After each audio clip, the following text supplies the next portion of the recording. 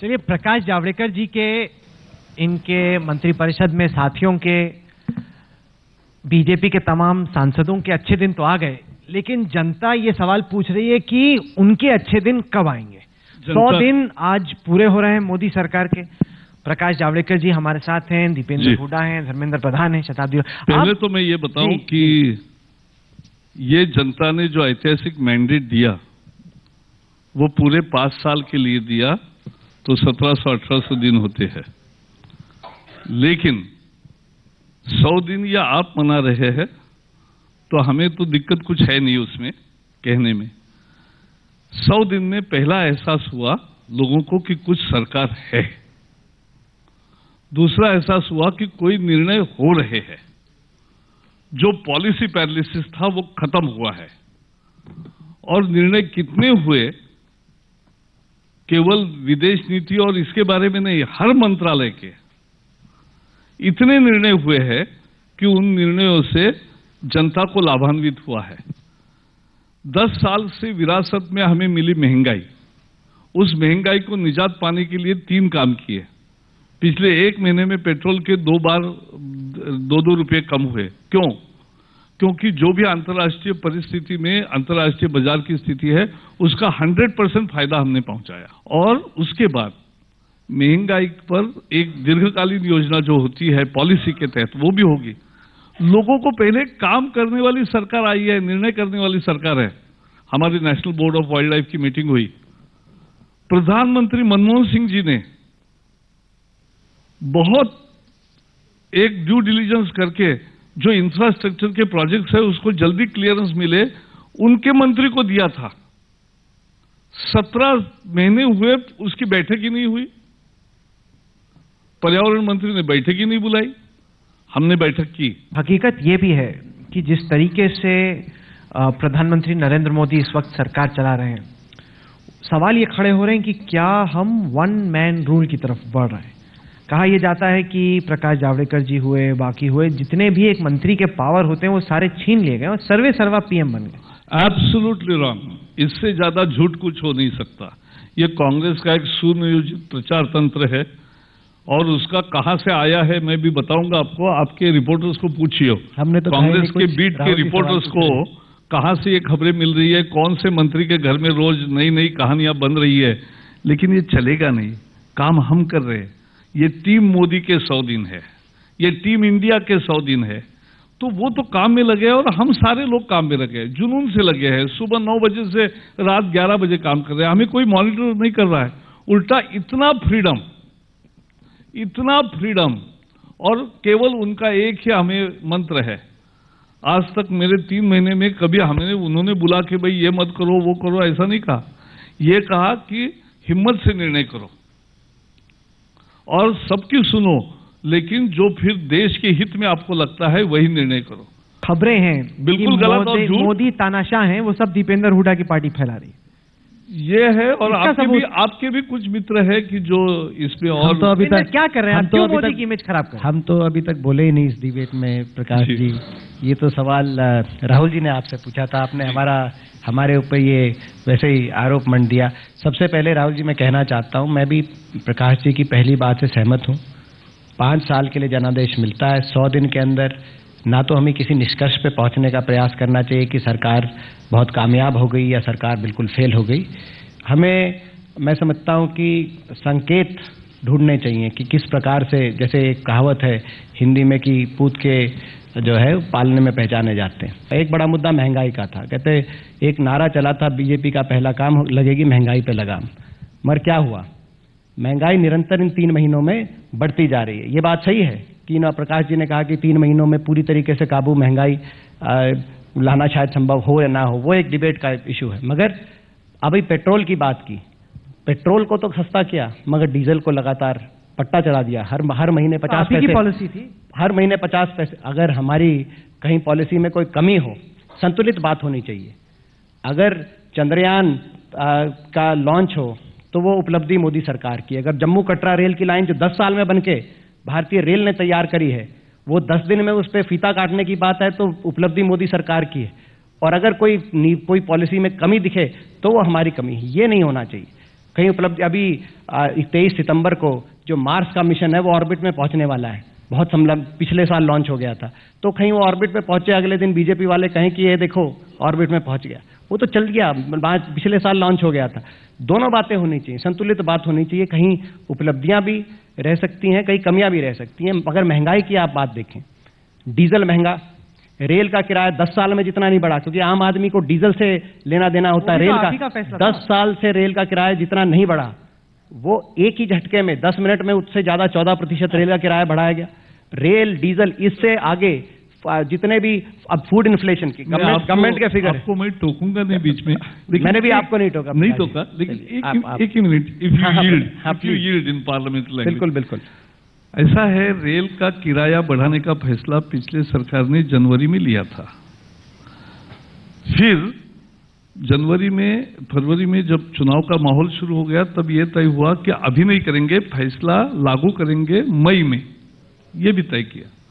और मई में जैसे चुनाव खत्म हुआ उस दिन उसी फैसले के तहत ये शाम को जारी हो गया रिवीजन किराए का, और किराए का रिवीजन जारी होने के बाद फिर शाम को, यानी हार गई थी कांग्रेस, फिर खड़गे जी ने लास्ट मिनट उसको फिर अब नई सरकार तय करे ऐसा करके छोड़ दिया। नई सरकार ने माना कि वो फैसला ठीक था। एक मिनट, तो मैं वही बता रहा हूं, हमने हिम्मत से कहा कि रेलवे में सुरक्षा, सुविधा और विकास चाहिए, तो उसके सही दाम भी लोग देने के लिए तैयार है, और इसलिए लोगों ने इसको स्वीकार किया। अर्थव्यवस्था पे सैद्धांतिक रूप से चिंता ये है शुरुआती दिनों में कि इन्होंने जो भी अभी तक फैसले लिए हैं वो किसान को और गरीब आदमी को मारने के फैसले दिखाई देते हैं, और बीच जो है जमाखोर या बड़े पूंजीपतियों के हक के फैसले दिखाई देते हैं। ये चिंता है हमारी। पर दीपेंद्र, कमाल की बात है, अब तक तो मोदी सरकार ने जितना भी कुछ किया है वो आप ही के फैसलों को इम्प्लीमेंट किया है,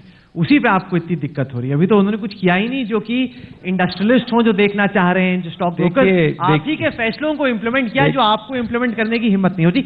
धर्मेंद्र प्रधान, प्रकाश जी, अगर ये बात है, अगर अभी तक केवल हमारे फैसलों को ही इन्होंने नया नाम देके इंप्लीमेंट करने की बात की है, तो फिर किस बात की उपलब्धि का जिक्र कर रहे थे? ये बात तो क्या है प्रकाश जी, दोनों संतुलित बात होनी चाहिए, दोनों बातें एक साथ नहीं चल सकती। अभी जैसे जीडीपी की जो सेकंड क्वार्टर की ग्रोथ रेट थी वो 5.7 रही। बीजेपी के मंत्रियों को सुने, अरुण जेटली जी को सुने, तो उनको तो सुन के ऐसा लगता है कि मोदी जी आए और जीडीपी बढ़ी। चिदम्बरम कह रहे हैं, अरे भैया ये तो मेरा किया धरा है जो आप लोग लूट रहे हो। चिदम्बरम जी, आप कुछ भी श्रेय ले, सच नहीं है। इसलिए सच नहीं है क्योंकि अर्थव्यवस्था कैसे बढ़ती है, निवेश करने वालों को उत्साह मिलना चाहिए, वो मिला। बाजार में एक विश्वास कायम होना चाहिए, वो हुआ। और एक उद्योग, आप तो थे ही नहीं सरकार में। अब मैं भी प्रकाश जी, जून के आंकड़े हैं, मैं 16 मई को तो आप सरकार जीते, 26 को आपकी सरकार बनी, काहे की वाहवाही लूट रहे हैं? प्रकाश जी, इस बात में मैं भी आपसे आग्रह करूंगा, यील्ड करें तो एक में पॉइंट इसमें, ये जो 5.7% राहुल जी ने कहा और आप भी कह रहे हैं कि इस तरह बढ़ती है कि ऐसा हो जाए वैसा हो जाए, और हमने किया, मैं कहना चाहता हूं इसमें से 65 दिन पुरानी सरकार के थे, 35 दिन आपकी सरकार के थे। तो क्या हम ये कहें कि जो 5.7% ये पहले क्वार्टर में बढ़ी है, पहले क्वार्टर में 35 दिन यूपीए सरकार के दौरान बढ़ी थी, और अब आप कह रहे हैं अर्थव्यवस्था ऐसी बढ़ती है कि ये हो जाए वो हो जाए इसीलिए बढ़ी है। केवल 35 दिन में आपने, और आपको याद होगा आप निरंतर 10 साल कहते रहे कि जो मजबूत अर्थव्यवस्था यूपीए 1 को देके गए वो एनडीए देके गई, और वो इतना अच्छा देके गई कि 5 साल उन्हीं के पहियों पे अर्थव्यवस्था दौड़ी, और अब आप कह रहे हैं कि भाई 35 दिनों में आपने। एक वाक्य कहूंगा, यूपीए सरकार को अटल जी ने 2004 में 8.4 का ग्रोथ रेट दिया था, यूपीए ने हमें वापस मोदी सरकार को 4.8 का ग्रोथ रेट दिया था। हम इसको 8.4 तक भी ले जाएंगे और उसके आगे भी ले जाएंगे, क्योंकि हम उस दिशा पे चल पड़े हैं, ये मैं कह रहा हूं। एक सवाल बड़ा ये कि लखनऊ में अखिलेश यादव को एक बड़ा मौका मिला, एक जबरदस्त मेजॉरिटी जैसे कि मोदी जी को दिल्ली में मिली वैसी मिली। तब से अब तक उत्तर प्रदेश के लोग सोच रहे हैं कि हमारे अच्छे दिन कब आएंगे। यहाँ पे तो प्रकाश जी सुबह से लेकर रात तक, मोदी जी सुबह से लेकर रात तक काम कर रहे हैं, और ये कह रहे हैं कुछ कुछ चीजें नजर आ रही हैं, अभी भी काफी काम बाकी है, लेकिन कम से कम मेहनत तो हो रही। उत्तर प्रदेश में तो बद से बदतर, अब लोग ये कह रहे हैं कि इससे अच्छी तो मायावती थी। यूपी के अच्छे दिन, आपको लगता है कि बीजेपी आएगी तो शायद बेहतर होगा थोड़ा? हमने कभी ये दावा नहीं किया कि हम सरकार बनाते ही सब कुछ परिवर्तन कर देंगे, जैसे एनडीए के लोगों ने चुनाव के दौरान किया। हम उस पर ज़्यादा नहीं जाना चाहते, लेकिन चुनाव के पहले के भाषण बीजेपी और उनके नेताओं के आप सुने, और सरकार बनाने के बाद के जो परिवर्तन है, इनकी भाषा में जो परिवर्तन आया है, चेंज आया है, अगर उसको आप देखोगे तो ज़मीन आसमान का अंतर आया है। जहाँ तक उत्तर प्रदेश का सवाल है, उत्तर प्रदेश की लगातार औद्योगिक विकास हो रहा है, इन्वेस्ट हो रहा है उत्तर प्रदेश में। आज भी हमारे मुख्यमंत्री जी नीदरलैंड की यात्रा पर हैं इन्वेस्टमेंट को लेकर ही। इससे पहले भी यहाँ पर एक इसी जगह पर जहाँ हम और आप बैठे हैं, इसी जगह पर एक इन्वेस्टर मीट हुई, जिसमें एक साथ 65,000 करोड़ लोगों ने 1,65,000 करोड़ का इन्वेस्ट हुआ इसी उत्तर प्रदेश के अंदर। ना हम एनडीए की तरह कभी दावा करते कि हम एक दिन में जादू की छड़ी चलाएंगे और चेंज हो जाएगा। आज ये 100 दिन के अंदर आप डिबेट कर रहे हैं, किसी दूसरी सरकार की डिबेट 100 दिन की नहीं की आपने, इसलिए नहीं की क्योंकि इन्होंने किसी भी दूसरी सरकार ने 100 दिन में बदलने का दावा नहीं किया। एनडीए के लोगों ने लगातार दावा किया कि जैसे ही मोदी जी आएंगे जादू की छड़ी चलाएंगे, सभी समस्याएं खत्म हो जाएंगी। अगर महंगाई आपने मुद्दा बनाया था देश की जनता के सामने, और महंगाई उसके बाद आपकी सरकार आने के बाद बढ़ी, तो स्वाभाविक है देश के अंदर सवाल उठेंगे। आपने कहा था कि सीमाओं पर, आपने कहा था, याद करिए जावड़ेकर जी, मोदी जी ने घूम घूम के कहा था कि मनमोहन सिंह जी नवाब शरीफ साहब को बिरयानी खिला रहे हैं और हमारे सैनिक शहीद हो रहे हैं। आज हमारे देश के अंदर सैनिक शहीद हो रहे हैं और हम लोग राजनीतिक शिष्टाचार और एक दूसरे व्यक्तिगत शिष्टाचार निभा रहे हैं। नहीं, लेकिन मैं समझता हूं इससे बड़ा सेना का इससे बड़ा अपमान नहीं हो सकता। नहीं, लेकिन महंगाई भी आपने बढ़ाई, महंगाई भी आपने, एक ही मिनट लूंगा। चर्चा हमने तुरंत रद्द की जब उन्होंने ऐसी हरकत की कि जो देश को रास मैं इसमें एक राय दूं, मैं एक जावड़ेकर जी आपको राय दूं, काश आपने जो सीमा के विवाद थे, जो हमारे सैनिकों की शहादत थी, अगर उस शहादत पे पहले मौजूद वार्ता के बाद उनका स्वागत किया होता तो शायद हिंदुस्तानी लोग ज्यादा खुश होते, बजाय इसके कि हिंदुस्तान के सैनिकों के अवसर मांग रहे थे जब यूपीए सरकार में थी, मनमोहन सिंह जी सरकार में थे, और उसके बाद जैसे ही आपको सरकार बनाने का मौका मिला आपने उनको निमंत्रण दिया, स्वागत किया। हमें इसमें आपत्ति नहीं स्वागत हो, लेकिन आपत्ति इस बात पर है कि अगर हमारे सैनिक सीमा पर शहीद होते रहेंगे और आप पाकिस्तान के लोगों का स्वागत करते रहेंगे, तो मैं समझता हूं मैं ही नहीं, हिंदुस्तान का एक एक नागरिक को इस बात पर आपत्ति होगी। आप सबने दिखाई। जहां तक राहुल जी सुनिए, जहां तक आज का सवाल है, आपने टॉपिक दिया युवाओं के अच्छे दिन कब आएंगे, युवाओं के एक अच्छे दिन कब आएंगे, तो मैं समझता हूं एनडीए की सरकार बनने के बाद युवाओं के और खराब दिन आ गए। कैसे? युवाओं के और खराब दिन ऐसे आ गए जो पूरे देश का युवा, निश्चित रूप से आपके मीडिया मैनेजमेंट हो, आपके अपने राजनीतिक कौशल हो, मैं उस पर नहीं डिबेट में जाता, लेकिन पूरे देश के युवाओं ने उस समय आपको सहयोग किया, समर्थन दिया, तभी आप आज सरकार में पहुंचे हैं। लेकिन जैसे ही सरकार बनी वैसे ही दूर जाने की जरूरत नहीं, दिल्ली के अंदर ही, दिल्ली के जितने छात्रों के सेंटर हैं, हर सेंटर पर लाठीचार्ज, हर सेंटर पर लाइट काट के किस तरह से लोगों के ऊपर लाठीचार्ज हुआ सीरियस सेट के नाम पर, मैं समझता हूं देश का युवा कभी भूल नहीं सकता। युवाओं की मांग जायज।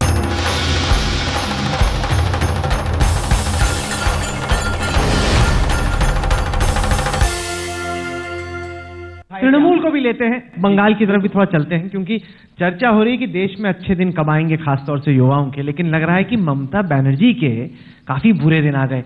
एकाएक टीएमसी चर्चा कर रही है लेफ्ट से गठबंधन की। अरे ऐसा भी मोदी का क्या खौफ कि जो दो सबसे बड़े विरोधी हैं, ममता अब दोस्ती की कालीन बिछा रही है लेफ्ट के लिए। क्या हो रहा है मैडम?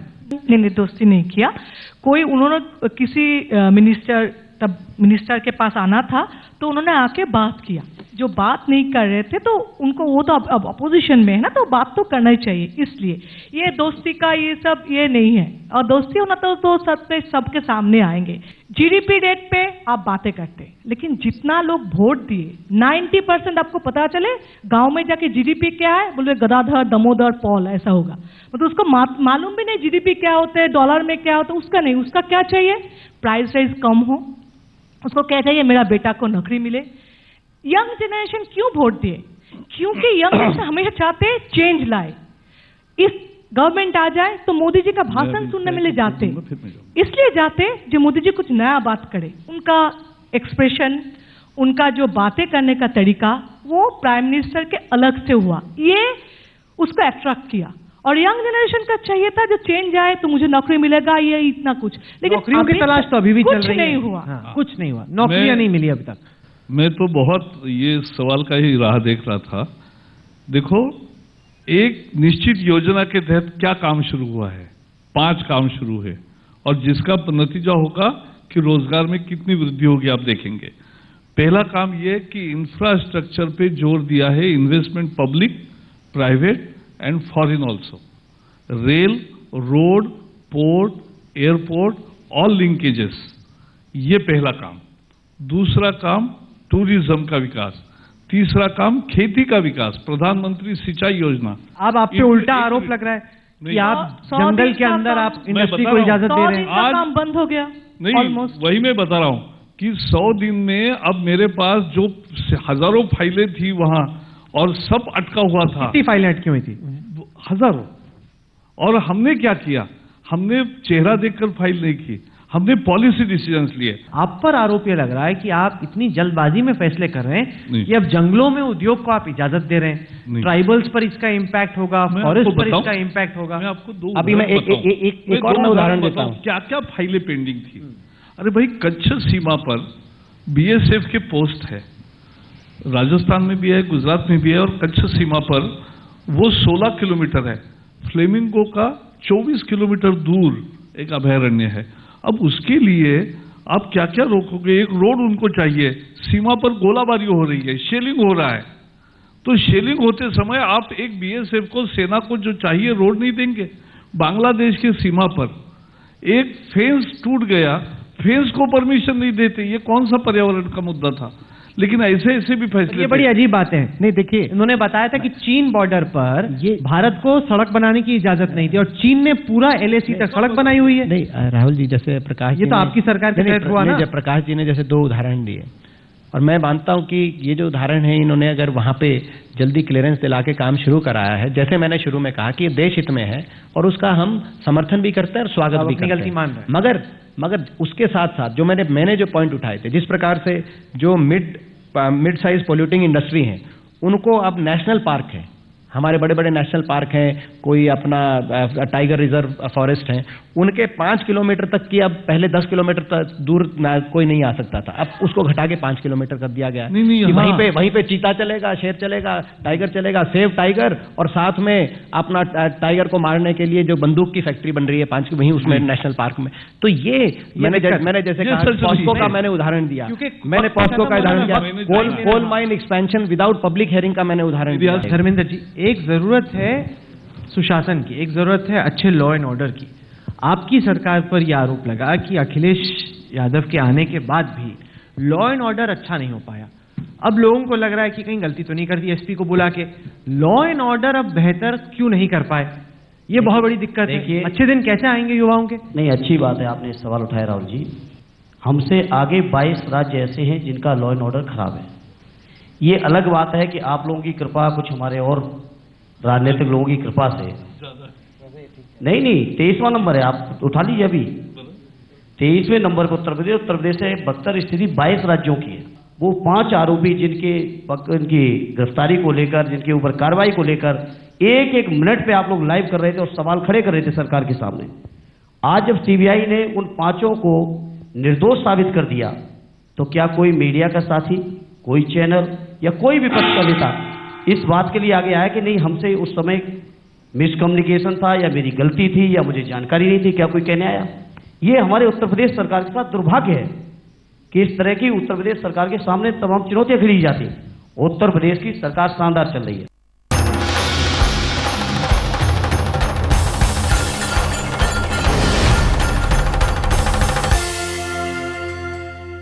हम जानना चाहेंगे कि आपके हिसाब से, आपने भी कहा कि कुछ सरकार ने ठीक कदम किए, आपको लगता है अगर 100 दिन बाद एक और ऐसी महापंचायत बैठती है तो जो एनडीए का रिपोर्ट कार्ड है वो इस वक्त से बेहतर होगा, या आपको चीजें खराब होती नजर आ रही? अच्छे दिन तभी आएंगे जब पॉलिटिशियन और पॉलिटिकल पार्टी सच बोलने लगेंगे, तभी अच्छे दिन आएंगे, नहीं तो नहीं। क्योंकि अभी भी वोट के टाइम हर पार्टी, हर पॉलिटिशियन जाके झूठ बोलते, ये वोट दे दीजिए ये होगा, क्योंकि उनके सबको मालूम है ये नहीं हो पाएंगे। हमारे देश को चलाने के लिए सांप्रदायिक सद्भाव बहुत जरूरी है।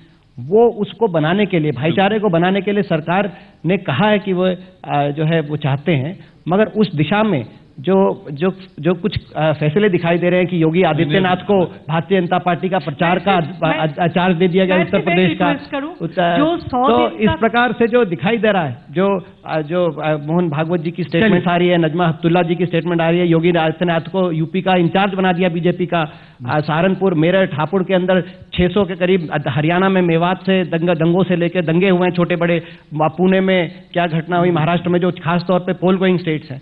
तो मैं नहीं कहता कि मेरे को लगता है कि सरकार की ये मंशा नहीं है, मगर मैं चाहता हूं कि इस तरफ सरकार पूरा ध्यान दे, तभी हमारा देश मजबूती से आगे चलेगा। कि शताब्दी जी हो, धर्मेंद्र जी हो और दीपेंद्र जी हो, तो तीनों मैं मानता हूं कि लोकतंत्र तभी मजबूत होता है जब सभी पार्टियां देश हित में सोचे और देश हित के कार्यक्रम को आगे बढ़ाए, और जहां क्रिटिसिज्म करना है, लगता है कि ठीक नहीं हो रहा है, जरूर क्रिटिसिज्म करे। We welcome constructive criticism. Thank you. चलिए, आप लोग आए, वक्त दिया, इसके लिए शुक्रिया। बहुत बहुत धन्यवाद। बीजेपी हमेशा ये कहेगी कि अच्छे दिन आ गए, कांग्रेस और ऑपोजिशन कहेगा कि अच्छे दिन नहीं आए, लेकिन फैसला वोटर को करना है कि अच्छे दिन आए या अच्छे दिन इंडिया शाइनिंग है। इस वक्त शुभकामनाएं सबकी प्रकाश जावड़ेकर जी के साथ है और उनकी पार्टी के साथ में। वक्त दिया इसके लिए बहुत बहुत शुक्रिया।